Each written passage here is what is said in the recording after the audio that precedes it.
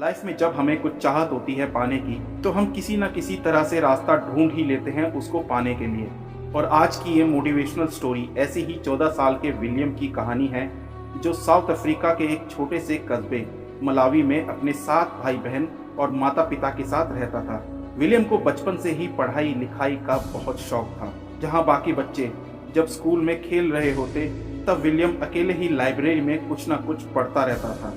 और विलियम को सबसे ज़्यादा साइंस की किताबें पढ़ने में रुचि थी। विलियम के पिता एक फार्मर थे, जो अपने खेतों में अनाज उगाते थे और उसके लिए उनको बारिश पे ही डिपेंड रहना पड़ता था। लेकिन एक ऐसा वक्त आया जब बारिश ना होने के कारण पूरे कस्बे में सूखा पड़ गया, जिससे वहाँ 2 वक्त का खाना खाने की भी नौबत आ गई। इस वजह से विलियम को अपना स्कूल छोड़ना पड़ा, क्योंकि उसका परिवार उसकी फीस भी अफोर्ड नहीं कर पा रहा था। लेकिन फिर भी विलियम चोरी चुपके लाइब्रेरी में जाके पढ़ता था।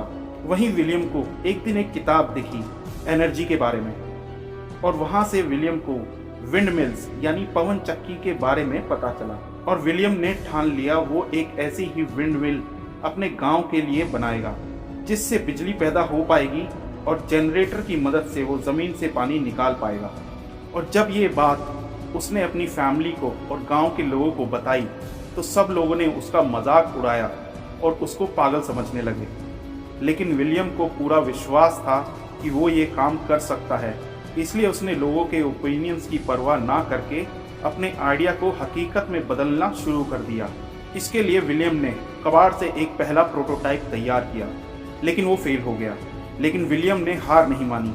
अपनी गलतियों को उसने बारीकी से समझा और फिर से एक साइकिल के पार्ट से उसने एक और विंड मिल बनाया, और अपने दोस्तों की मदद से उसने एक लकड़ी के पोल को खड़ा कर दिया। और इस बार विलियम का आइडिया सफल हो गया, जिससे बिजली पैदा हुई और ज़मीन से पानी निकलने लगा। ये देख उसके पिता ने विलियम को गले से लगा लिया।